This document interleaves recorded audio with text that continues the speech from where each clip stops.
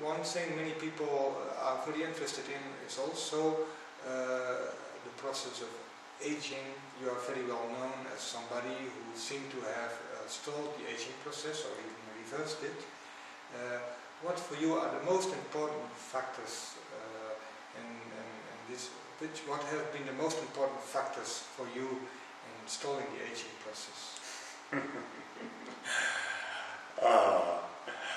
What is the most important factor for me in stalling the aging process?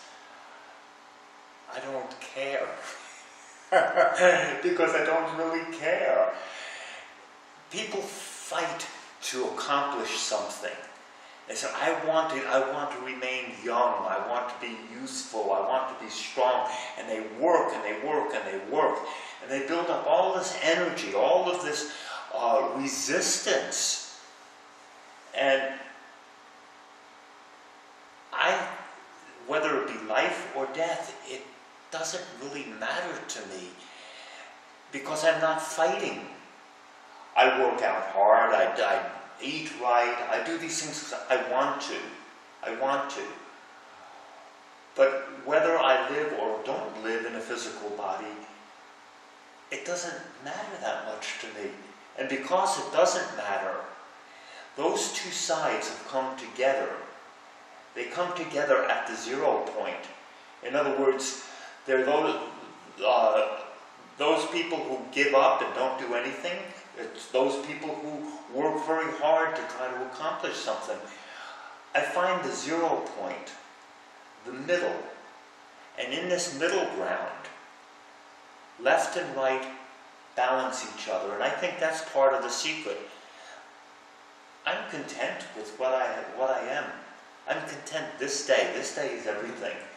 And because of this happiness, because of this contentment, because of this acceptance, to this point, it appears that I have reversed that process of normal aging. But we have no idea what that is anyway. I mean, can we live hundreds of years? Probably. But let's say you live 10,000 years. Now what? Now where are you? The same issues are before you. Are you suffering? Or are you at peace? Have you found peace in your life? If you find that peace is life.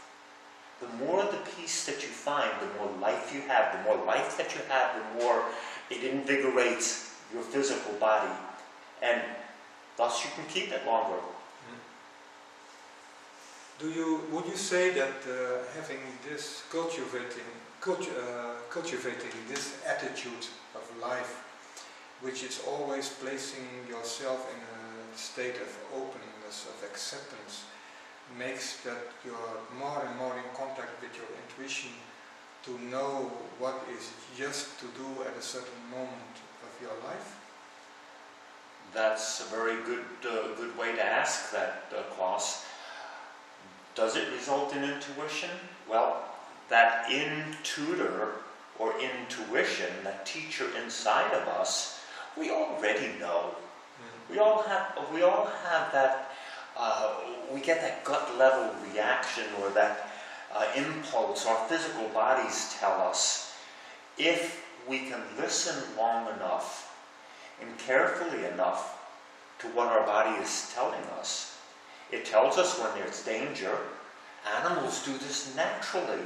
An animal will sense danger well before it's even seen. And in primitive peoples, they've done the same thing because they live more in harmony with nature, more in harmony with the environment. And so as we do that, we find that we have a way of tuning in to ourselves, to our intuition. And it comes also from taking your demands. People demand this and they demand that, and taking all of these emotionally charged demands and desires and turning them into mild preferences. And when you turn them or gear them down to a preference, If it happens, okay. If it doesn't happen, that's okay. It is what it is. This is what we're faced with. Sometimes things work, sometimes they don't work. But being in that place, you get a feeling.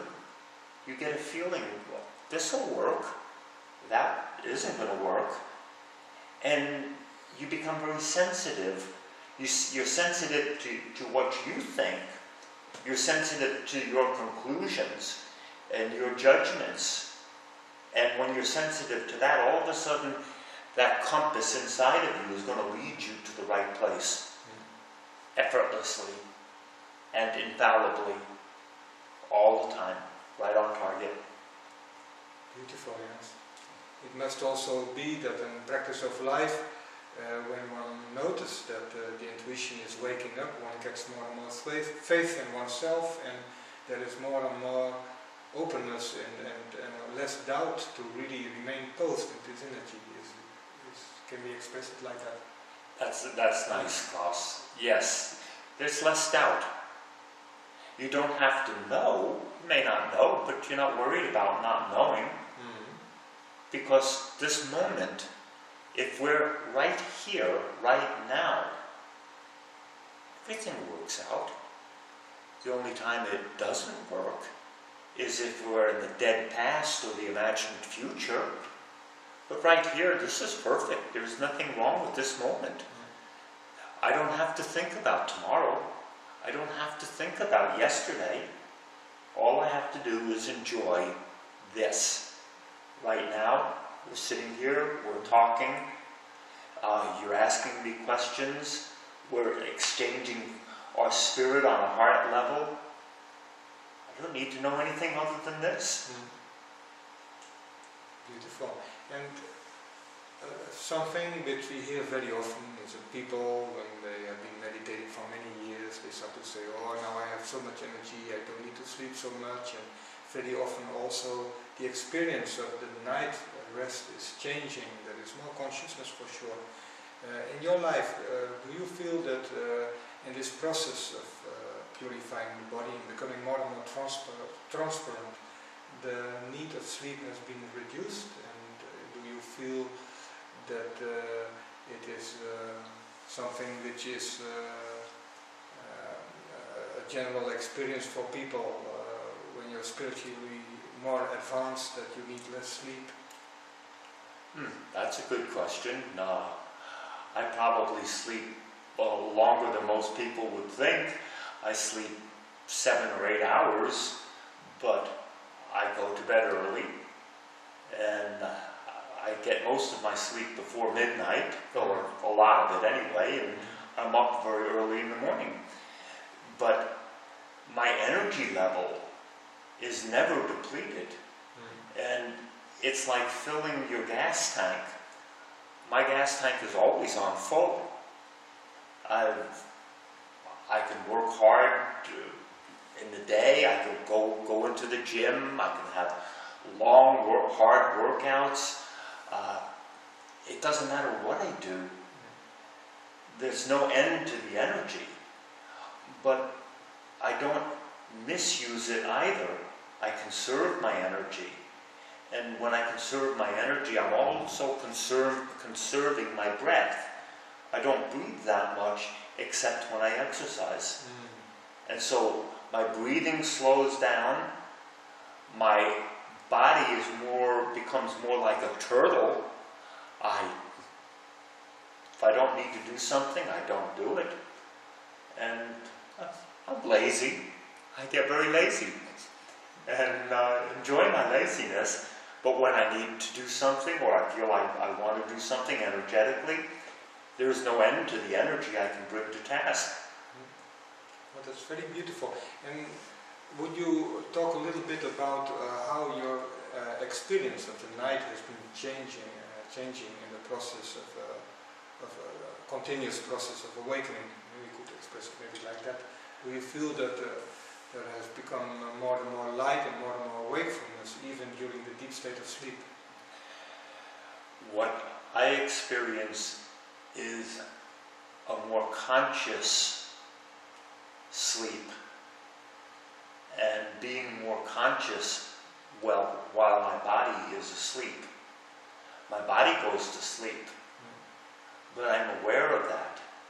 And that sense of awareness is an interesting phenomena.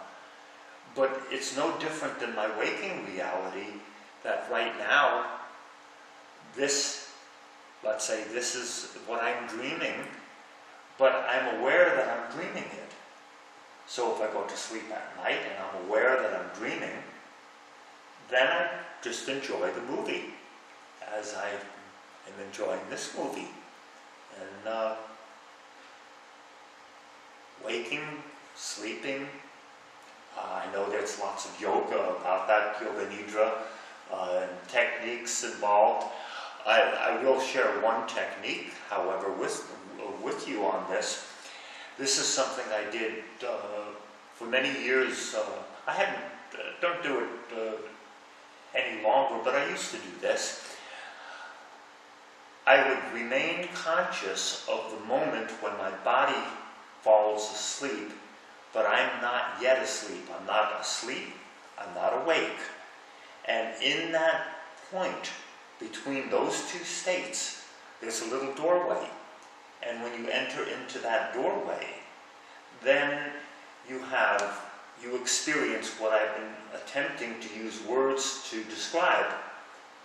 But just practice that technique and see how it works. It's a little window of opportunity, and that same window of opportunity opens up in the morning. When you're waking, you're not quite awake, but you're not asleep, but there's a little window in between the two, and you become conscious of that, and then you'll know exactly what I'm talking about. That's a very intriguing point which you bring up. I heard about this technique very often. It's a very thing you find in the Vedic tradition, and traditions of China. There is a switch between one state of consciousness into another. You go through this crossroad, this transcendental state. For me, I never really managed to arrive at it, in the sense that it's always very spontaneous that I sleep, and when I fall asleep personally, there is a part of me which has a kind of consciousness. But how did you cultivate this to increase this awareness at this point? Did you do something to arrive at this state, or is it because it seems to me such a spontaneous, it's an aspect of the flow of life. How can one become aware of this and get somehow a kind of a control on the moment that you fall asleep? By being playful, by not taking it seriously. It's just a little game that we play. And when it doesn't matter, all of a sudden you find that you develop this knack. It comes easily when it's playful. And I think one of the problems with the so-called spiritual life is that we make it too serious. Nothing serious about it. I mean, yeah. So you think taking a teddy bear next to you and that would help for this? That would help. That's good. You do that. Talk to the teddy bear. The teddy bear will lead you. The teddy bear will become your guru, and it will awaken you.